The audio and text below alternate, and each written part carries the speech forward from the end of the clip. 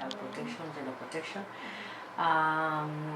Okay, what else do I do apart from actually being a social activist in that area? I'm also a feminist. So I was a postmodern feminist. Now I am an Islamic feminist. I'm learning a lot about Islamic feminism because it situates me better. Because as a Muslim woman, I can only ask for my right and my rules within my own framework, which is Islamic framework. Okay, so I think that I'm also a wife, a mother of 2 kids. Yes, yeah. And the other thing that I do apart from all this activity, I also try to endeavor to inspire people, work with the community. I also work with COVAL, Coalition of Violence Against Women, as a board member of this organization. Yeah, this actually speaks to my activism. Yes, yeah. So I'm a board member I'm a vice board chair of Coalition of Violence Against Women. Yeah. Okay. So what motivated you to pursue that path? Okay, counter extremism. Yeah. So what happened is that in 2011, there was a friend of mine who worked with an organization called Chemonics, it's an American NGO, and they had projects in Isli. So this project were CVE projects. That is the time that no one knew about CVE, no one was doing CVE. Now everybody's doing CVE. No, Everybody's like, I can't even believe. You know me, I had to read a lot about CVE from the USAID handbook manuals to understand what it was. So they had done a project and they had sub-granted to youth in Isli, and that idea was like thinking, okay, since they are not predominantly Somali youth in Isli, so Isli is a very fertile recruiting ground for the Al-Shabaab because of the language, because of the culture, because of the religion. So they had sub-granted some youth to do activities to just shun them away from radicalization and recruitment. So after 1 year, they were like, okay, so it was so new, so the first ever program that was being implemented, they thought, okay, I think it's good if we can ask someone to do an evaluation. And then I was asked to come and do the evaluation. Why? One, I think also because I'm a Somali. Secondly, because of my academic background. Thirdly, I think also because I was raised in Isli. So it was easier for someone like me. So I did this consultancy with this organization. I got to learn a lot about CV. Then most of the things that I found was the superpower. You know, this youth gangs. Oh, yeah. You know, yes. So it was like now the beginning of organizations such as Superpowers, Tekikuju and all that.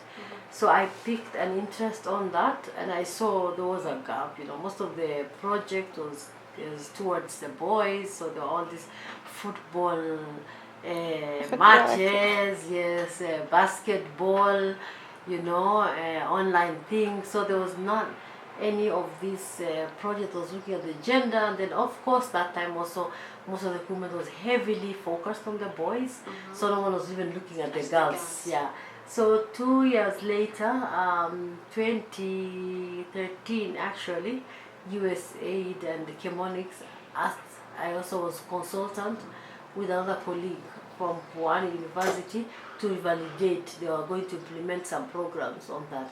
So to see, because it was after 2010, after all those changes, you know, like the devolution had come, things like the death of Abu Drogo. So of course the scenario of violent extremism in Kenya had changed a bit.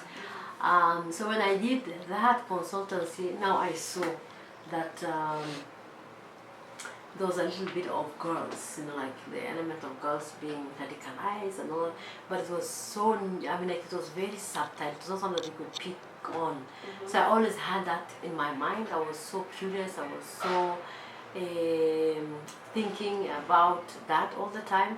And then 2015, now we had the stories of girls who are being recruited, which are those 3 students who are intercepted at the Kenyan-Somali border.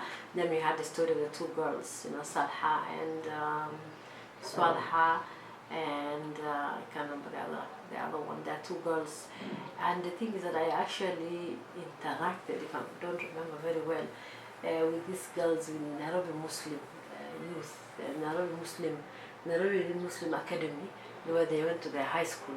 So they have a very nice program for the Muslim girls in that school, where they invite Muslim professional women to come and talk to the girls. So I was thinking, if these girls are the most privileged, according to a Muslim woman, if you have the opportunity of studying, yes, and these girls did very well. They actually passed to make it to the public universities. So what is that could make them take such a journey, and abandon their family, abandon their study, abandon their future to pursue this kind of things? I mean, from my side, of course, being very subjective, I look at it like these are kind of ventures. You don't really make anything out of it. But of course, for those girls, definitely, it was a process. It was a gradual process that led them to those kind of situations. So what motivated me actually was that 2 years ago, 2017, Rusi approached me and 3 more researchers. And even though I had never done any research or anything, I always had this thing in the back of my mind. I was always curious. I was doing my own research underground, like for example, finding from my university, from other universities, what really happened. Is it true that girls, in fact, I thought it was not true that girls are being recruited and radicalized. I thought that cannot happen. Where are they finding these girls? How these guys are agreeing to that? With the boys, you can understand. Boys are already masculinized. They're already like put into that role of protectors, yes, adventure, economical factors. Boys are accessible, they're more in the public sphere. So when you look at Muslim girls, you hardly see them. And their homes, you think, who will radicalize them? They're just protected within their home. So I was actually interested in that. I thought for me, when the opportunity came to do research, this was by RUSI, the Royal United Institute, Service Institute, and the other one was IFRA, that is a French Research Institute in Africa. So I thought, why not do research on university girls?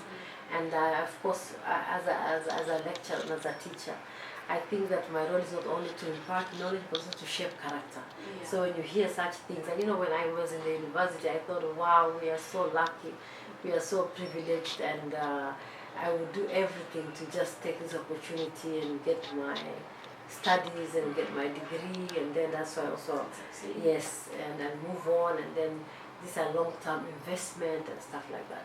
So for me, I really wanted to interrogate whether this is real, whether this is an exaggeration, what is the process, what is the cause, why are girls easy target, how does it happen, and just to find out if it's really happening. I mean, I thought that university girls probably are well informed, but they don't really go to that level. Yeah, because actually, even the last attack at Dusit, she was a university student, the wife of one of them. Yes, the wife of the world. And that's why also, again, it's reaffirmed in my research. So university students are always recruited because these girls are smart, they're independent, and it's easy for anyone who is recruiting to recruit them because they get a lot of returns from them. There are there's something that you will benefit in.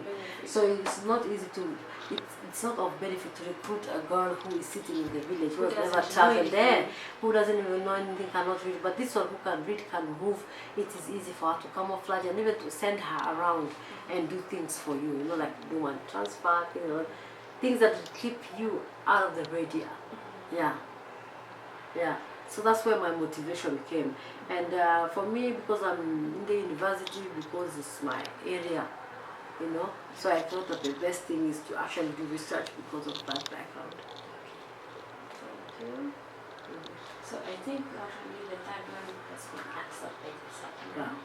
So maybe the first one, how would you define terrorism and what causes it, especially in the developed parts of the world? The definition is quite tricky. We don't even have any how do you call it, any conventional dictionary, definition. And it's a very slippery term, terrorism. For me, terrorism can mean someone who is killing people, but for someone else it can mean a hero, it can mean a freedom fighter. So it really depends.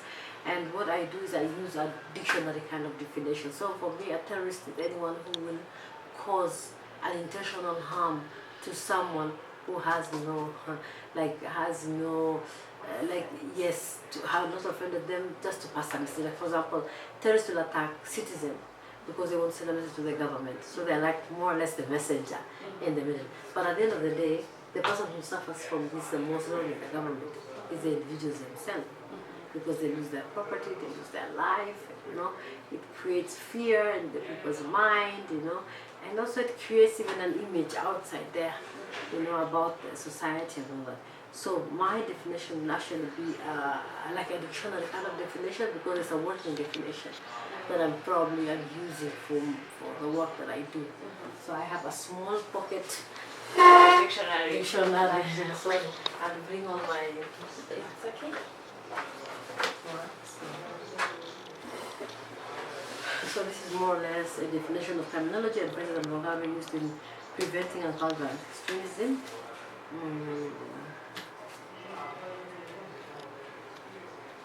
So normally I would use dictionary, but that is my own understanding.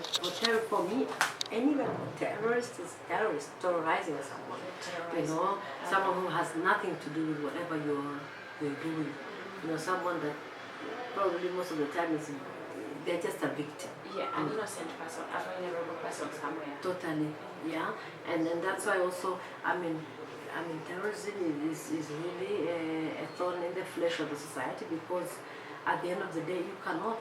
It's not like there is a tree in the forest, terrorist tree, that you remove it out of the forest and then the forest becomes okay, because you're still having. It's an issue that is political, it's economic, it's social. There's a lot of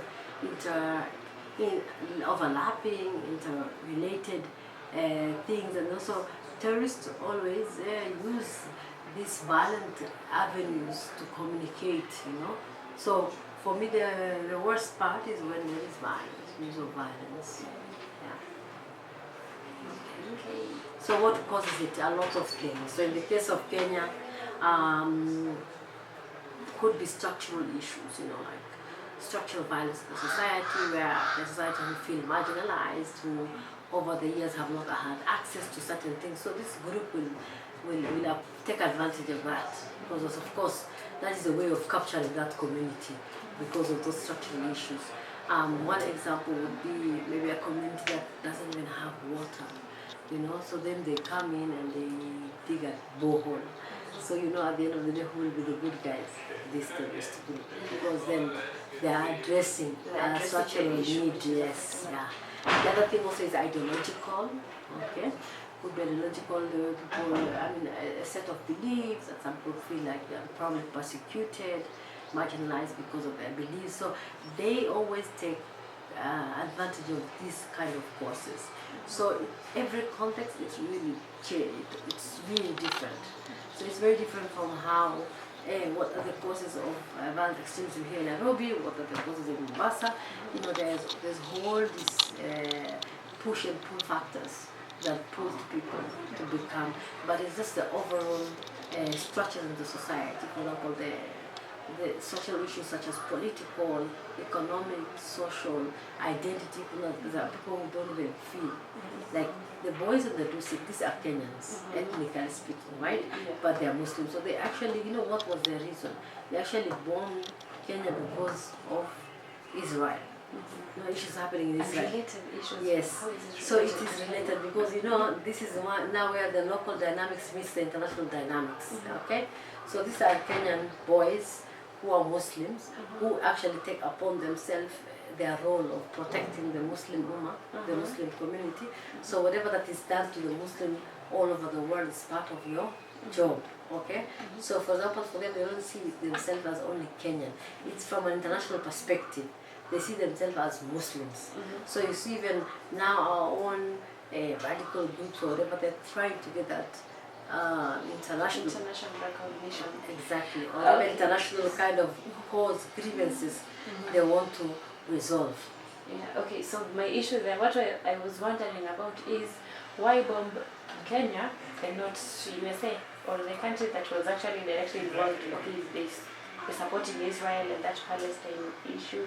Yeah, but already US has already its own share with other terrorist groups that are very close to it, Yeah, and it's also this when terrorists do this activity, it's a way of passing a message. No. So if they bomb here, they're not only passing a message to the Kenyan government, but also they're passing to the US government and all and Israel and all these places where they are anti maybe certain ideologies and things like that.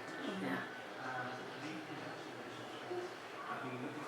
So Africa is increasingly becoming a target and a favorable playground for extremist groups and armed militia. Is there an aspect of our society and continent that is making it susceptible to radicalization? Yeah, I guess it's just the loopholes in the society. For example, issues of identity, issues of marginalization, historical injustices, those kind of theories that people have. Lack of proper governance, when you don't have the government doing fulfilling certain requirements, that's why you find them, they come in and they take charge. The other thing is that these groups also look at the vulnerability that already exist and they capitalize on that. Yeah.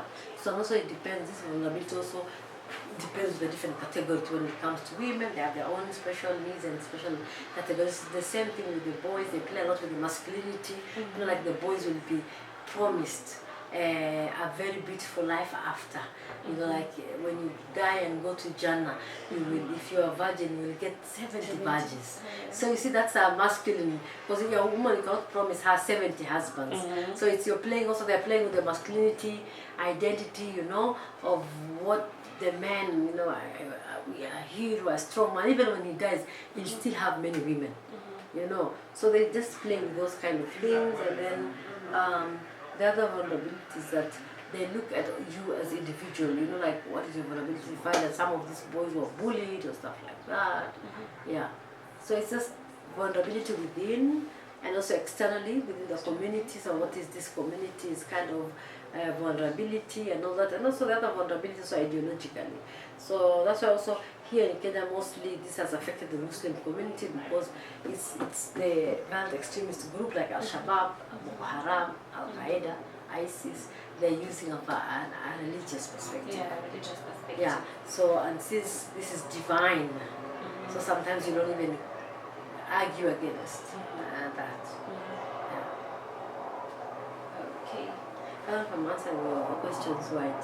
Yes, you are. So actually about that, being a target and a favorable playground, you realize that they continually keep spreading and penetrating actually across. You realize that a group like Boko Haram, they spread from, they're in northern Nigeria, right? Yeah. So they keep trying to spread across the borders, around the Sahel region, that region, they keep trying to spread around. So is it that, okay, what is it about the, what do we say? The countries that is allowing it, okay, there's something that is favoring causes. them actually. Like here in Kenya, corruption is one, use of force by security forces is another, the whole historical injustice, people complaining about certain things not being fulfilled.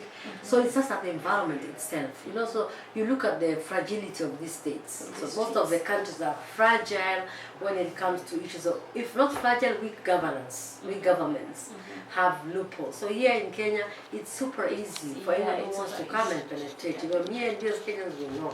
As long as you have money, you have everybody in your pocket. You have Yeah, so this I think also is just the environment of the context in these countries, and not all, because Ethiopia has really been resilient. Ethiopia has never been I wanted to say that. with Al-Shabaab, because they have been able to resist, because also they are very good at their security, so they have the security so they control the security from the inside and then outside. Yes, yeah. So I think also it's what the vulnerability also comes because of the environment we live in. The other thing also, don't forget that most of these extremists are our own brothers and sisters, our own son. So they understand all these dynamics, and that's why for them they'll always be 2 steps ahead. Yeah, they know where to manipulate. Exactly. How to go around. Yeah. Yeah. Okay, so what are the best methods and solutions to curb and eliminate? I think they should have been violent extremism. What is the best method solution? So I think also the best method is whenever these things are done, it has to be community-based, because first and foremost, this affects the community. It's the same. It's done by the support, okay, and the condition of the community. First and foremost, it has to be a community-based, community ownership, and the solution has to really be very innovative in a way to kind of reverse what they are saying. So I'll give you a very useful answer and another one that is not useful. One that is academic, that is not useful, and one that is useful, is practical. So for example, violent extremism, okay? So one solution will be what we do, the hand approach, shoot to kill, finish all of them and we are done. The other approach will be to empower people, to keep people with tools to shun away.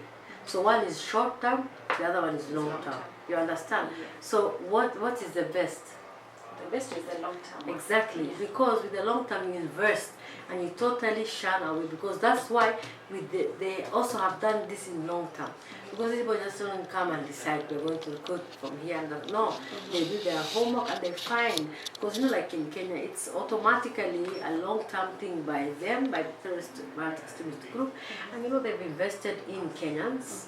They have really learned. The Raskemoni is actually made of Kenyans. They've really made Kenyans to buy into their idea, promote their idea, sponsor their idea, and also eventually do their activities. Okay?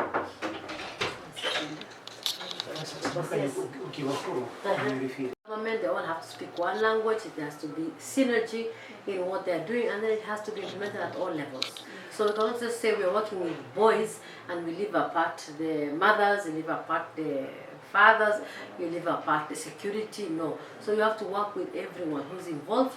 Then also another solution would be evidence-based. If you're doing research, it has to be evidence-based. If you're doing a program, evidence-based. So if you're talking about impact of violent extremism, people have to see and know. So if you're saying, oh, Somalia, what wanateswa, girls are being raped when they go there, if they've never seen that girl, they will not know. Just to give another example, it's like coming to a society where everyone has one arm. They will never know what it is to live with two arms until the day they see that person with two arms. Then they will say, this is how you do. But if you have two arms, you can actually eat with both hands. You can do things very faster, because when you have one arm, you only use this and you're slower. So evidence-based, so exposing this and bringing it on board. And of course, at the end of the day, taking care of people's rights. People have their dignity, they have their rights, so they don't need to be infringed by association, because you look like the society that is susceptible to terrorists or vulnerable terrorist group. So whenever there is anything, we do swaps. We come and attack you, because then we get answers. No, it doesn't work like that, because at the end of the day, I think the victim are the community. The community are the ones who lose their people.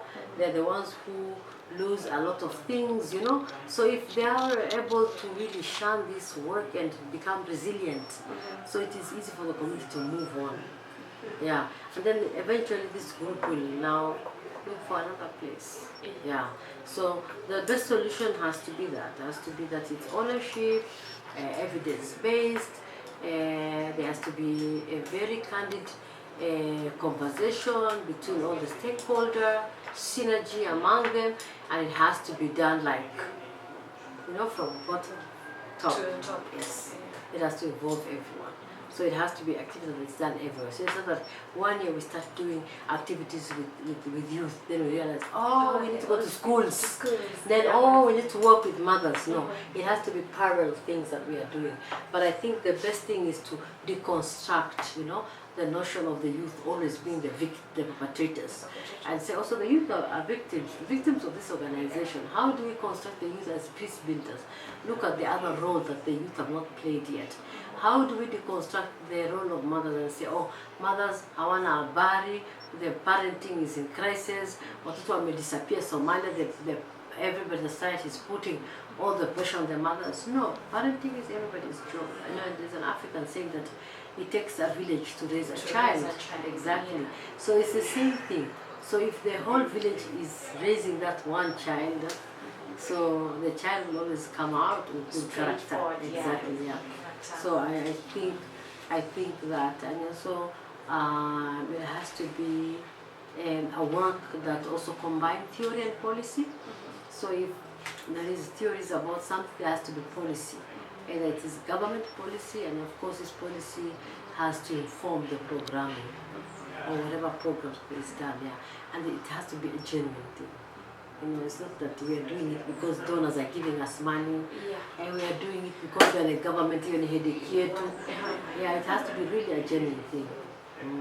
So do you think Kenya or our government has done enough? Yes, our government has tried quite a lot.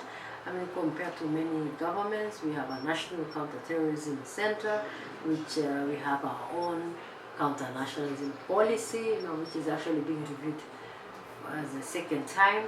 So it is doing, but of course there's a lot of room to learn a lot of things from the government. There's also a lot of room of improvement in terms of synergy, working with others, because you see also government how it works. It's totally in isolation with the others, and I think also the others can also try to work with the government. So also there's a lot to learn, and I think also one thing that the government can learn is from the experience. If they know that they have done things like taking the Somalis to the Kasarani and they've never found any terrorists, yes, then they know that does not work.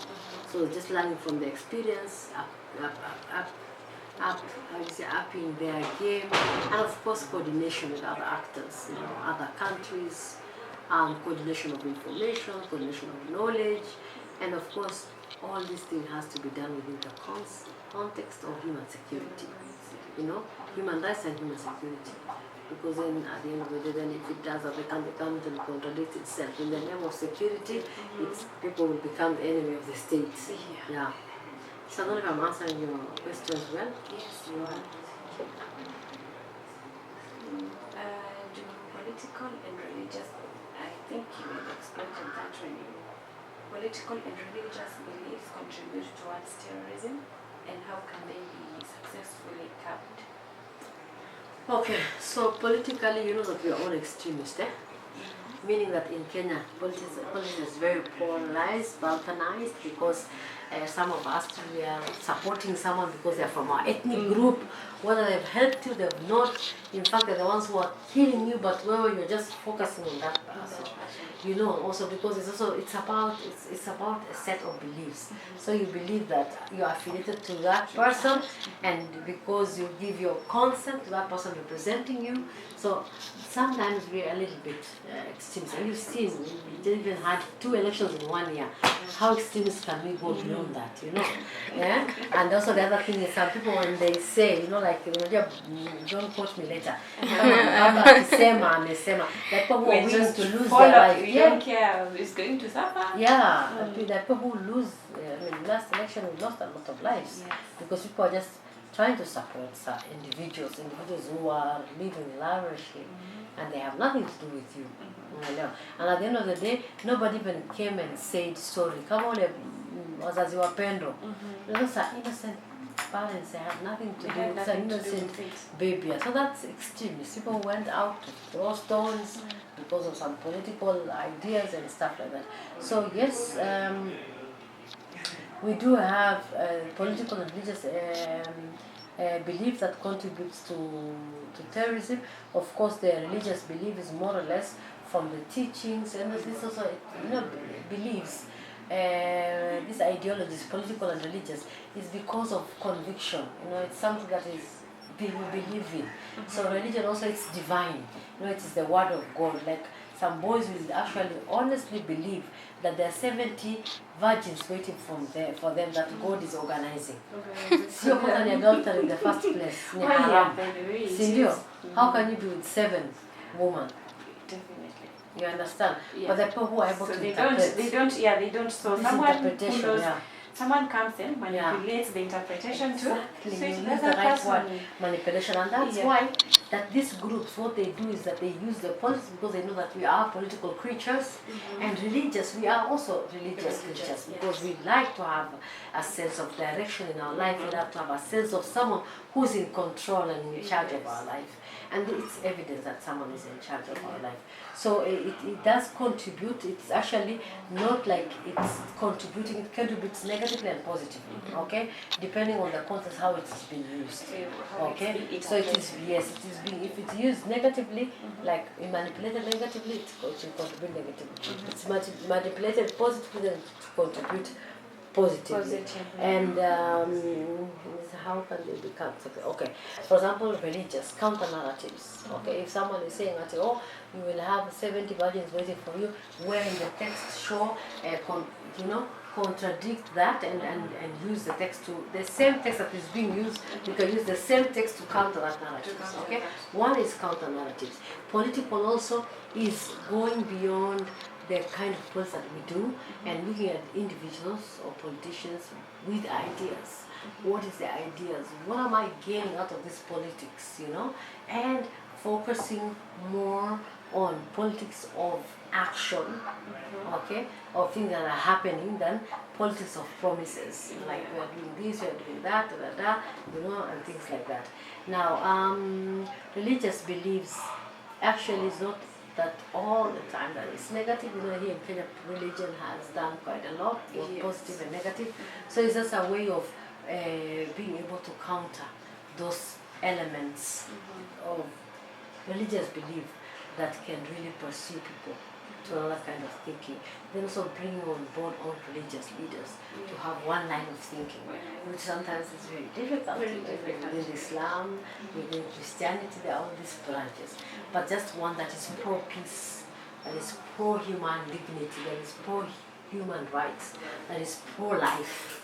That people are not losing their life carelessly because someone wants to blow this building to send a message to the government because of an activity that the government maybe is doing in another country or is supporting another country for that sake. Yeah. So I hope I've answered the question. So, is extremism and terrorism a modern phenomenon, or it's been there since? No, it's not a modern phenomenon. It's an old thing, but of course it changes with the. It's not static. It changes with the era, the dynamic, the other main influence. For example, now the technological influence, social media.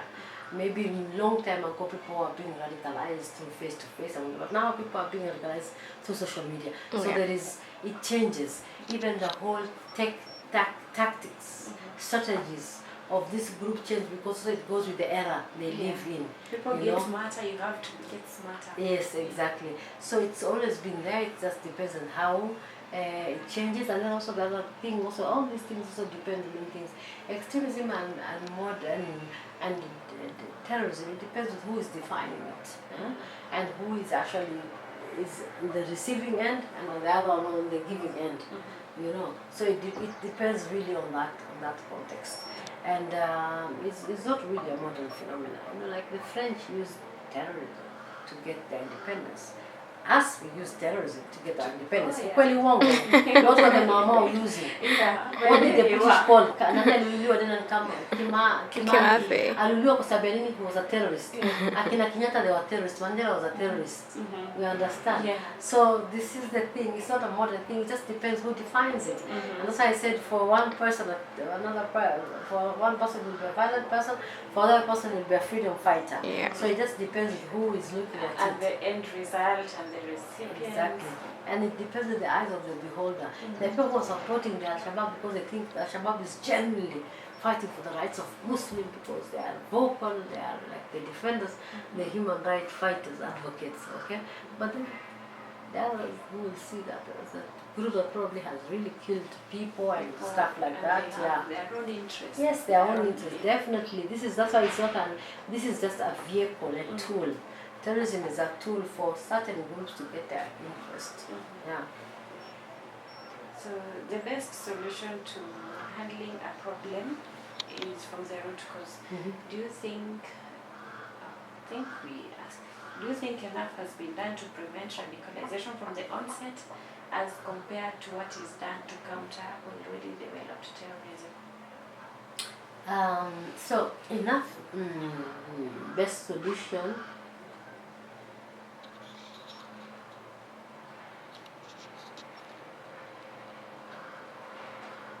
Best solution to the problems and Is healing from the root cause. from the causes. Not really, because we've had more of reactionary kind of a thing. Unaelewa? Tukibomiwa kwanza tunapatikanga off guard. Boom.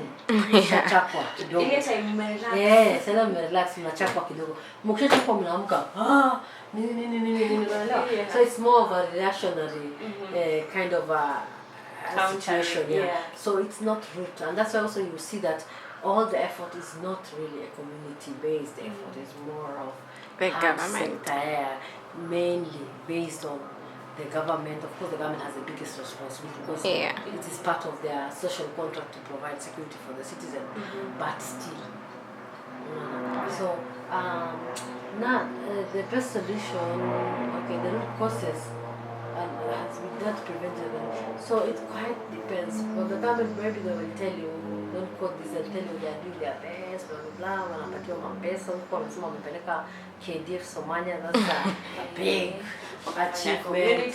Wamefanya community work chini, wameleta hiyo policy, blah blah. But also it's not really, because kwa sababu ukiona Al-Shabaab, what they are doing, they are going behind very far. Kama they are going to the Muslim community, issues of marginalization. Some are perceived, some are real. When you're perceived, I perceive that as a Muslim woman, nikienda mahali sitapata kitu kwa sababu ni Muslim. That's a perceived. Then real, kuna ile real. Wallahi nakwambia, now as a Somali person, to just get a document in this country, in fact kama mzungu akinionyesha magarawa ati racism, I don't even care, because hapa yenyewe naambanga wewe walalo, wewe sijui walia, they look down upon. Yes. So imagine someone like me. What does that mean? Like at the end of the day, do you feel like I would really feel Kenyan if a group like Al-Shabaab came and convinced me and tell me, Ngalia, you're saying you're a Kenyan, and I'm a very patriotic Kenyan, more than many Kenyans in this country. Yes. Because I'm a Kenyan Somali, but because of that Somali and whatever, so someone tries to bring you down. I'll give an example. The boy who bombed Garissa. People have never asked, why did that boy do? What is the thing behind that? So imagine this is a boy who was on top of his class and form 4 and A. And the law the same. He was a very ordinary boy, going out, drinking, dating, everything. Imagine this is someone who has visioned his life, being a very important lawyer, being in Nairobi, and this and that. All of a sudden, he finds himself working in a bank in Mandela. He cannot get a job as a lawyer. Honestly speaking. You want to tell me there? What does this have to do with me that I have to be taken there? Exactly. He has worked very hard to get there, but he cannot get the opportunity. Why?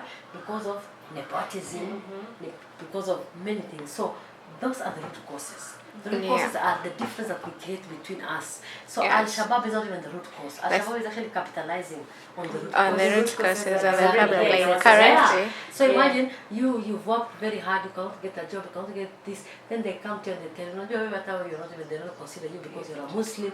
So you buy into their idea. So it is actually by chance that you fall there, so they just come and capitalize on Now the thing is, the Kenyan youth like us right now, we are very vulnerable. We want to make quick cash. Exactly. So you see, we don't have jobs, and there's this person giving you that opportunity, so it's easier that way. And then you see no hope because of the government. Okay, the corruption everywhere in every sector. So you're like, how am I ever going to get and the unfortunate thing, we have seen many, because I teach people here who finish, they'll never get a job because you don't come from the right family, the right clan, the right whatever. At the end of the day, it's not your fault not to come from all those things.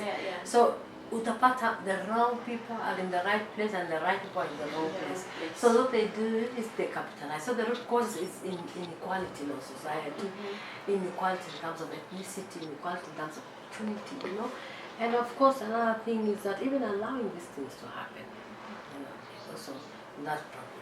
Because of course there are so many things, there are people who are allured by this group, because the group is able to lure them and tell them, well, we are giving you a job in Dubai, blah blah. Wanajipata kwa kamfulani huko Boni Forest ama huko Somalia. Yeah. You're a sex slave. You're a sex slave. Saizo wewe ulikuwa umeshaambia watu wako kwa heri, unaanza kwa Saudi kufanya kazi. Kufanya Ama kazi. Dubai kufanya kazi. Yeah. So it's just that they see.